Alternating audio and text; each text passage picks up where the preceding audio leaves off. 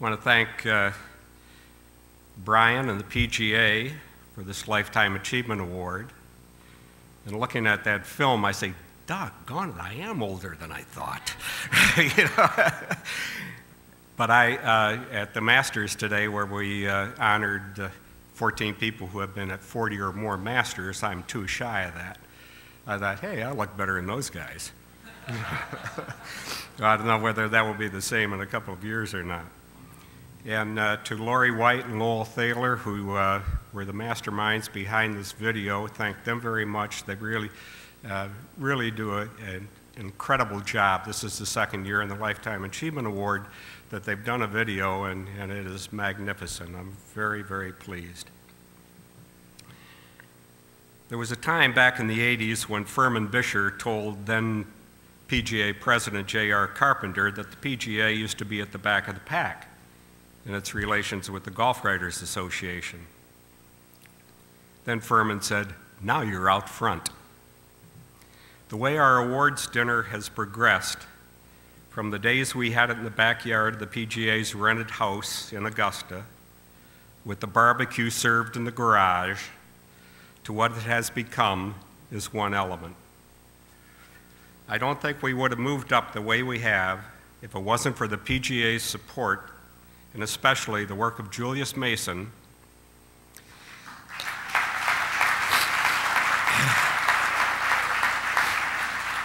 and GWAA Secretary Melanie Hauser, who's right over here, and the dinner committee.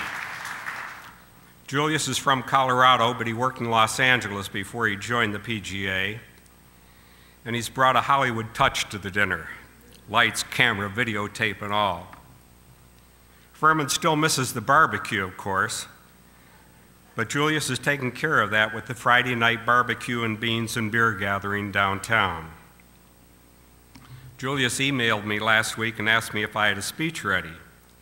I told him I had just seen a note in Garrison Keillor's Writer's Almanac about it being the 20th anniversary of Nikita Khrushchev delivering a 4-hour speech to the 20th Congress of the Soviet Party.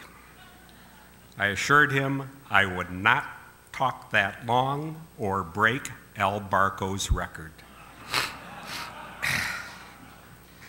I'm very fortunate that, among other things, I wound up covering what I thought was the best beat on the paper, covering golf.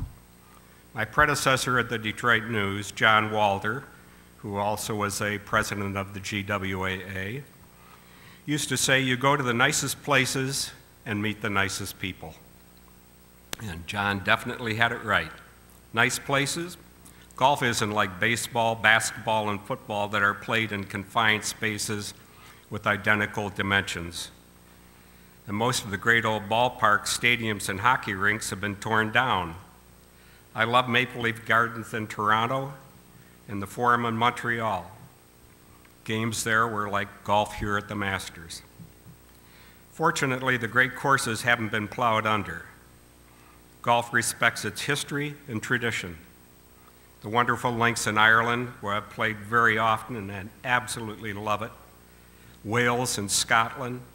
The old course at St. Andrews, played there, I think, with the Art Spander in 1972. We went over, Nicklaus had won the first two majors, and the PGA was going to be at Oakland Hills, so they let me go over there. And one afternoon, we drove up and played the old course at St. Andrews, and it was incredible. You know, what now costs a couple £100 to play there. I don't think we paid £5 and got right on the golf course.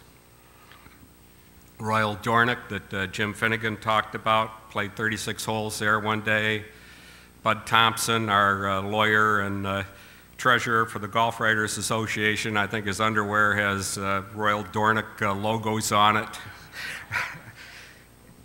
And here in Augusta, one of the most beautiful places in the world, let alone in golf. I'm lucky that I was born in Michigan with its history and tradition, home to PGA. I'm lucky that I was born in Michigan with its history and tradition, home to PGA champions Walter Hagen, Walter Berkemo, Chick Harbert. 3 Michiganders have won the Club Pro Championship. And it was nice that Sunday in California, another Michigan native, sorry Lorena, Morgan Pressel, who grew up playing at Lockmore Club in Grosse Pointe, won the women's first major of the year. Oakland Hills is our premier championship course and has hosted major championships won by Ben Hogan, Gary Player, Arnold Palmer, Jack Nicklaus. And then there was the recent Ryder Cup that perhaps the PGA would like to forget for the result, but definitely not for the facility, the course, the galleries, the weather. They were all spectacular. It may surprise you that Michigan has more public golf courses than any state in the Union, more than Florida, Texas, or California. The great designers have put their mark on Michigan. Alistair McKenzie, Perry Maxwell, Donald Ross, and all of today's exceptional designers. The PGA's Professional Golf Management Program, now at 17 universities, was made in Michigan at Ferris State University. It was triggered by two former Michigan State golf team teammates, Robert Awaglaban, who became the Ferris president, and PGA Club Pro Don Pernay. Gary Wyron, who got his master's degree at the University of Michigan, helped it along. I was lucky to work at two newspapers, the Free Press and the News, that had a tradition of covering local and state golf. Now it's all team sports, and every league has doubled and tripled and chewed up the space. I like covering the locals, the club pros, the publixers, the amateurs, all easily approachable, friendly, and happy to get their name in the paper. The Harmon family was honored tonight for its great contributions to golf, and we had a family of 5 Polish fellows, the J. War family, all became PGA members, all worked at the municipal courses in Detroit, and were great contributors to golf in our area, and had a junior golf program that was far before the first tee program. I never thought I'd be on the same program as Tiger Woods, Lorena, and I have a home in Tucson now. This is my 3rd winter there, and I know everybody loves you and is very happy with what you've been doing. Jay Haas, Nancy Lopez, Judy Rankin, Gary Player.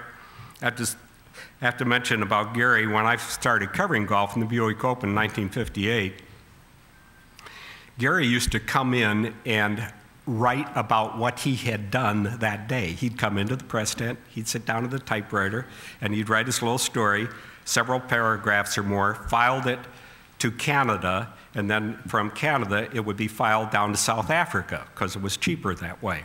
But every day Gary Player came in and faithfully wrote about what he had done that day. So he was a member of the Golf Writers a long time ago. I belong to a lot of writers' associations, but none can approach the Golf Writers Association of America in writing ability, camaraderie, and accomplishment. And I've been proud to have been president and secretary. It's customary to point out your family, and normally I would point out my 4 daughters who are here tonight, Ann, Susan, Karen, and Jill, and my wife Bonnie, and say how much they mean to me. But as you notice, I had to bring up a napkin. But I am the world's #1 aquaphobe at these things, and my tears would flow to the Savannah River outside. So I'll close with this.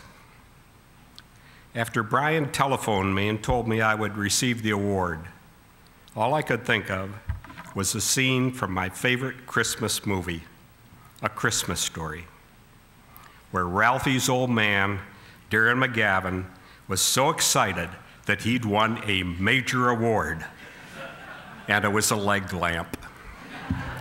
I've had a heck of a lifetime, and this sure beats the leg lamp. Thank you very much.